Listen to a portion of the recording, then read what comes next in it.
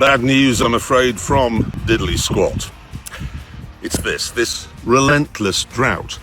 It means we're so busy moving animals mostly that we don't have the time to do all the planned press and PR activity to mark the launch of season 4 on May 23rd, I think.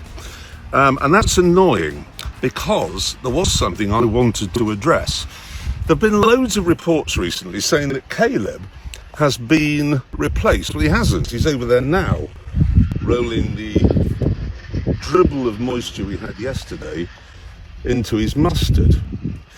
So what happened is this, okay? He went away on his speaking tour for a couple of months because he imagined that after 4 years, I'd be able to manage on my own. And I didn't. I made a complete mess of everything and had to bring in a young farmer called Harriet, who was brilliant and looked after the fort till he got back. Well, that's it. Well, that's the story.